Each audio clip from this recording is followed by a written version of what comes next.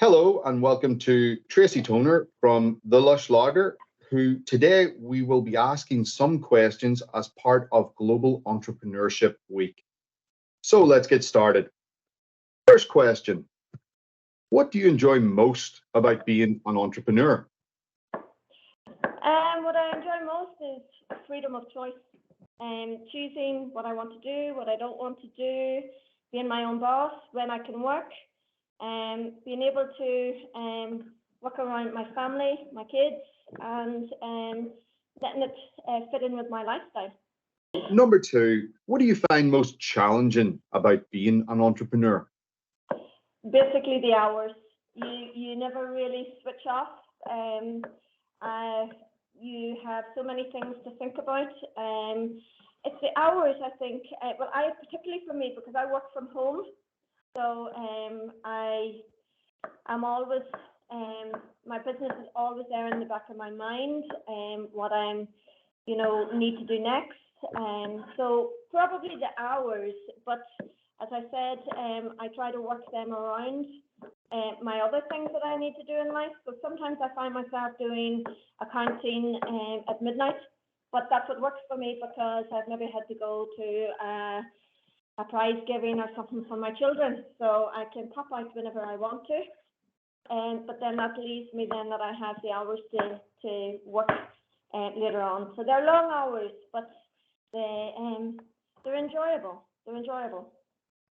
So I suppose the truth is you're always in the office, is what you're saying, really? Yeah, especially whenever you're working from home, always in the office, because with me doing the jams and chutneys, if I make them, then they're still kind of in my pantry or my utility until they're labelled and they go out of the home. So there's always reminders of my work in my home, which I suppose is the thing that is most challenging, because you want your home to be a home as well.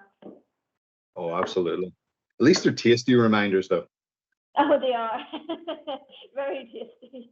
They're good reminders, yeah. So number three then, what have been your most significant failures and what did you learn from them? I actually don't see anything as a failure because you've hit the nail on the head. You learn from them. I see everything as a learning process. There's things that you would change. For example, I started this in October 2019, and then the pandemic hit in March 2020, which I thought, oh my gosh, what am I going to do now? But during the pandemic, I actually ended up with 33 stockists.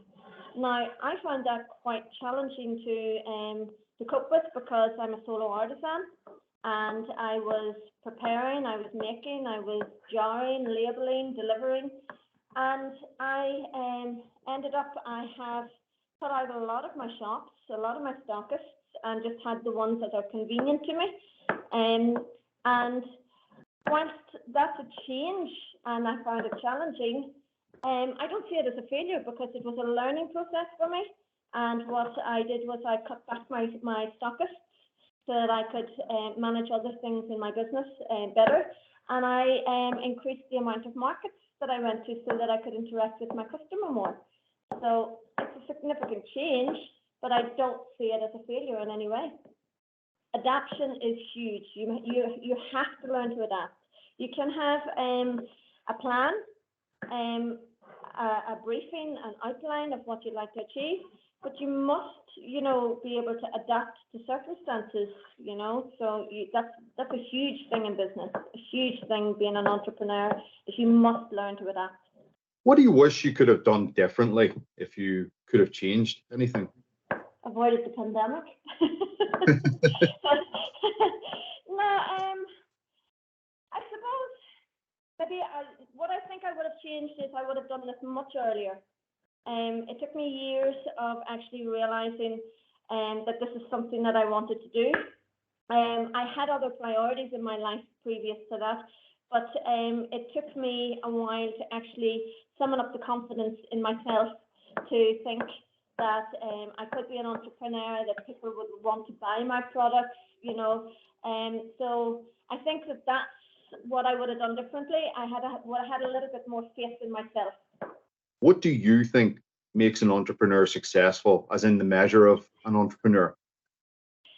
Well, basically, what I think important to me is the confidence in yourself. The belief in your product is huge, because once you have that, everything else falls into place. Once you have the belief in yourself, once you have the belief in your product, or your service, whatever that might be, then that to me is huge. They are the cornerstones of any entrepreneur or small artisan business, and that then goes hand in hand with resilience and hard work. That's brilliant advice. That's a very, very a great answer. Very interesting.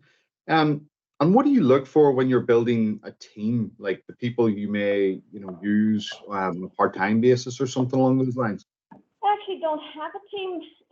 Believe it or not, I am a solo artisan, so I make everything, deliver everything. I do it all myself. But I suppose I have a team of fellow artisans who support me, and I have a team of people, of stockists, of shops. So whenever I'm looking for things like what markets do I go to, what shops do I want to supply, things like that, what stockists I need to work with, what local growers, I look for people who have very much the same ethos as my own, and that's being eco-friendly, it's being small family-run business, just environmentally friendly, so I would look for people that are going to support my business on the same wavelength as what I have. I'm not interested in going to any huge shops, any Tesco's or larger supermarkets or anything like that. I am in small, independent, family-run shops and businesses, and that's the kind of markets that I go to as well, is ones that reflect my ethos of my business. The next question is, what makes an effective leader? But I suppose in your point of view, it would be, what makes you effective at being you, really? Yeah, You know? that's a good one. Yeah, well, I suppose being an effective leader, being me,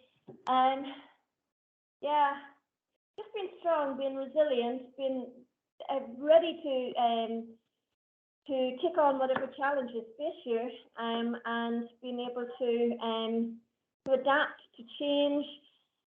I actually try not to take my business, not my business or not my brand, but I try to make it fun.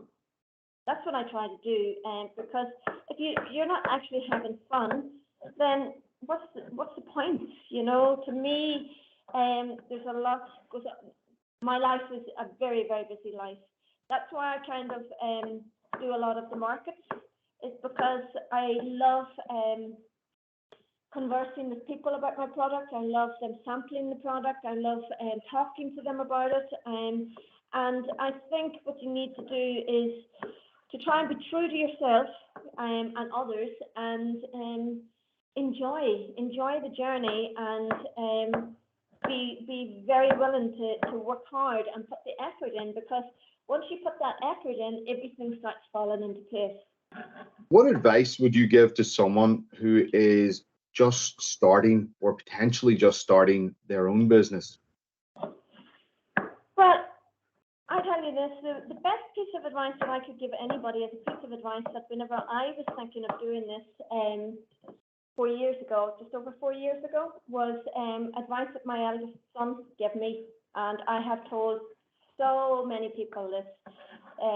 His words, I actually have done a couple of presentations for Female Entrepreneur and Women's Independence Day, things like that, and this is the one thing that I always wish that anybody will come away with, is what my son said to me whenever I said, I'm thinking of doing the Lush Larder and making jams and chutneys. And he says, Mummy, you owe nothing to anybody, only yourself to try this. And he said, if it doesn't work, he says, draw a line through it and be very, very proud that you actually tried it. if it does work, he says, draw 2 lines under it and be super proud that you tried it, because he says, no matter what, he says, I'm going to be proud of you for actually trying. What do you consider would be non-negotiable in your business? Probably honesty and trust. Honesty and trust would be non-negotiable. Yeah, that would be the biggest things, because and respect, respect for me, respect for my product, and being honest and open and supportive. I think they're huge, but I think that's coming from being a small artisan as well, because we have a small artisan community. And we are so supportive of each other, and we build each other up, and it's like a small artisan family, and it's great. It's like a little network of people who you meet through. This is why I love doing the markets, is because you meet other like-minded people. And I think respect, confidence, and honesty, and support is basically trust and support are non-negotiable. How do you manage feelings of doubt? I don't really have feelings of doubt. I doubted myself at the beginning, and every time I have any creep of doubt at all creeping in, I just think back to that quote, my son. He had huge faith in me, and he had more faith in me than what I had in myself at the beginning. And so I am a very, very positive person. If something doesn't work out for you, then it wasn't supposed to happen. You go on to the next thing. So I really don't focus on doubt very much at all. I did at the beginning, and I found it was a waste of time. But that was only because I was new to it all.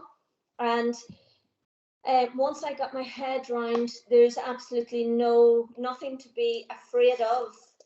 Whether it works or doesn't work, you owe nothing to anybody, only yourself. So that's where the doubt doesn't creep in anymore with me. I know that I'm a much stronger person now than what I was 4 years ago, but I just think that comes with experience, enjoying the process, having faith in your product, and having faith in your small business, being true to yourself.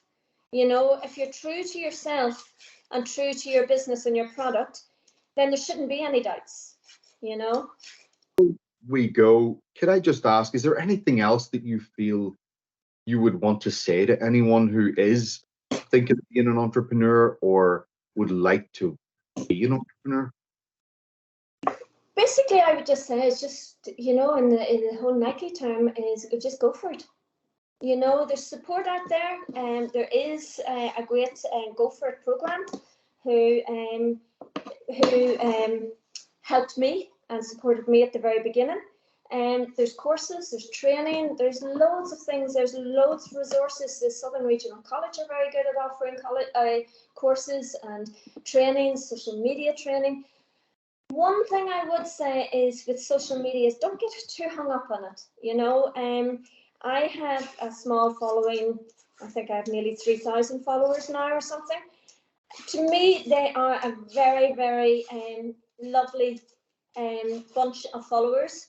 They engage with me, they know me. Build a little community, a little network for yourself, because even if you're a solo artisan, then you don't feel as if you're doing this alone.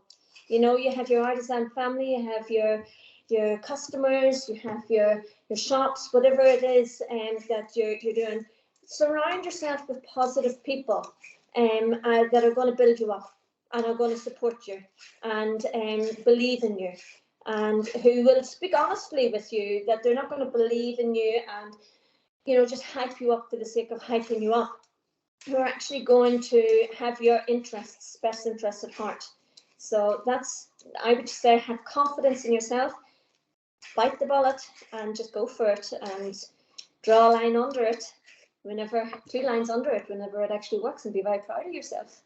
Just one last thing. In the previous interview, I had asked the entrepreneur if they'd like to leave a question for the next person I was speaking to, and I'd like this little chain to continue if possible.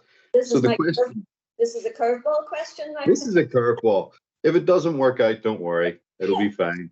But it's a simple question, and I have a feeling you'll actually relish it. It's what motivates you? What motivates me? My family motivate me hugely. My children motivate me. My belief in myself motivates me. And I'm telling you now, the question that I had circled for the next person was what motivates you? That's what I had for the next interviewee. But I think what motivates me every day is actually loving what I do. I love what I do. I love creating my products. I love engaging with my customers at markets. I love watching their reaction whenever they taste my products, and they love them and they give me feedback. And, you know, I love explaining to them that I work within season. So I think my family and my customers motivate me the biggest. My children, like last night, my daughter tasted my plum and cinnamon jam, and she says to me, because I let her taste things without telling her what it is, and she says, that's plum. She said, you have cinnamon in that. And then she turned around and she says, Mummy, you have a great talent. She said, you really, really do. Now, if that's not motivation, what is? I'd just like to say thank you very much for all of your time and for all of your great answers to our questions. And all the best to you with the future of your business and in everything that you do. I'm quite confident that this interview will have inspired an awful lot of people, and especially young entrepreneurs. So thank you very much for your time. You're very